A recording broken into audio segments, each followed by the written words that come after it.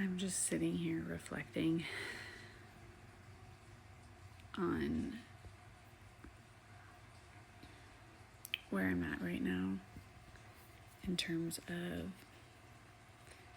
nervous system regulation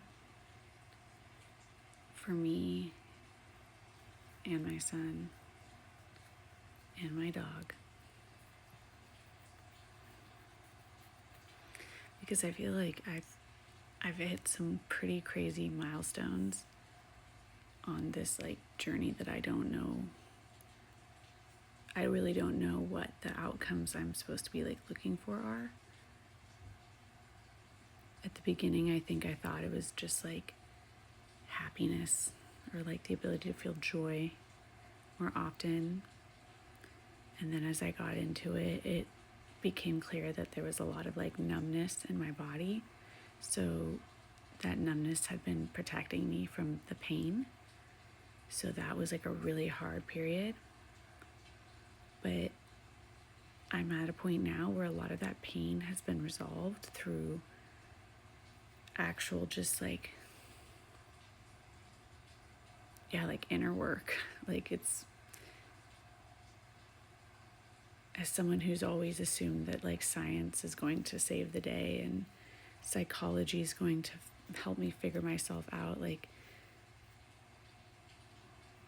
I did get help from those areas, but what really is made things different for me is recognizing the nervous system, the vagus nerve, and tuning in to the story of my life as if it's a valuable story worth knowing.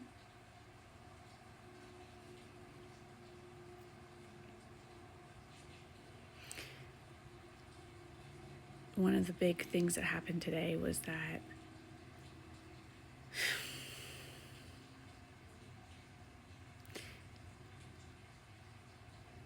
I feel like I had the right amount of one-on-one connected time with my son, and the right amount of time where I kind of was around, but he was able to do his own thing, and the right amount of time for me to regulate myself and make sure that I was still in a good place throughout the entire afternoon and evening. And something that kind of started today is taking cuddle breaks, which is amazing. And when we have been doing that, he's you can't love Penny, the dog. It's okay, whatever floats your boat. Penny, I do not love her anymore.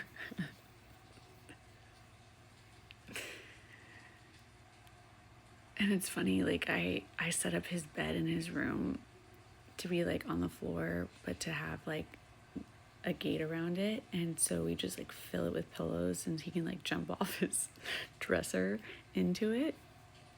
And it's so funny because Penny is just wanting to be in the middle of everything, and she sees what's going on. He's literally jumping from a height, and she just goes and sits in the middle.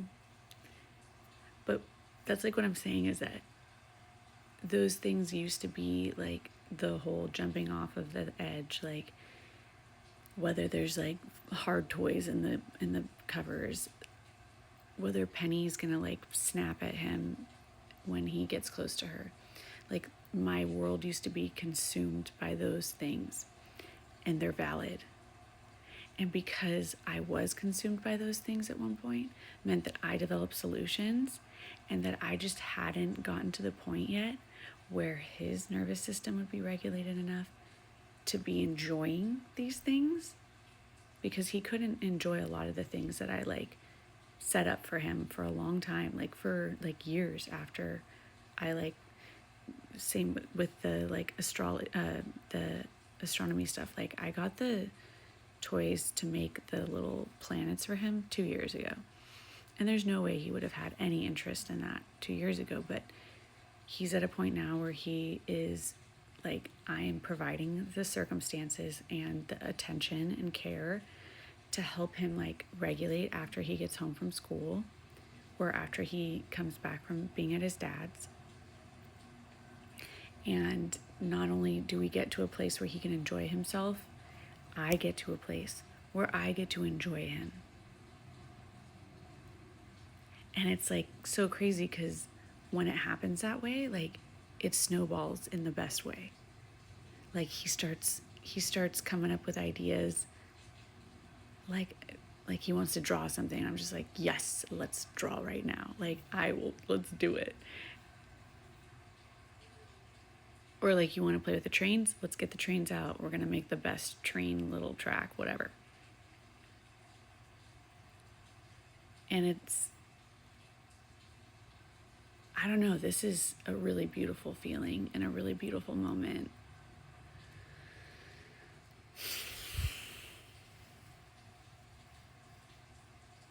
He's a different person. And so am I when we feel safe. He even talks differently. He notices things. I was like changing his diaper, and at the end of the change, he had Bluey on one side of him on the iPad, and he's looking over and he goes, I really like your picture you put on the wall, Mom.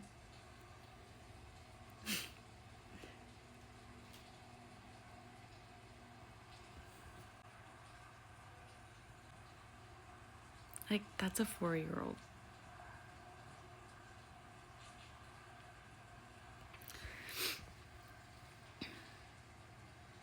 I wanted to share something I've been doing that I'm proud of, that I think I've been handling in a good way. So monsters have been a thing for a long time, but I've like dealt with them in different ways. I used to deal with them where he'd be like, oh no, there's a monster. And I'd be like, oh, where is it? Can you show me? And he'll be like right there. I'm like, oh man, it must be invisible for me. And then I ask him to describe it. And sometimes that gets like really good information out of him. And so sometimes I'll be like, oh, let me talk. I'll talk to him. Sorry, you can't be here. This is Milo's room. Oh, he told me that he's actually just, he thought this was his room. Oh no, it's okay. You can go. And like, I'll just kind of have that whole conversation. Or if I feel like he needs me to be like a protector, I'll be like, get out of here. We don't want you here. Milo, shoot him with your webster shooters. And so it used to be that. Now he has like, he sees sometimes like scary, like actual scary things, like venom. Like that is a terrifying face. And he will ask about it like a lot. And so what I did is I will like show him how we draw venom, and I will do a really shitty venom and it'll look stupid and funny. And I also thought the other day about how he probably doesn't realize that like real life movies, like Sonic has real life people in it, are not real life. And so I was like, you know that they're acting, right? And like just pretending. So I wanted to like, I wish that like movies like that would do like bloopers at the end of them, or like release those so we could see like the funny side. Because I wanted to find a video of like Tom Hardy joking and like putting on like the venom suit, because yeah, he was exposed to that somewhere else and now he's just like consumed by it. So I've been really trying to work with him to demystify monsters and be like, oh yeah, he's scary because of those teeth. Look at those teeth. If he bit you, you'd be like, ouch.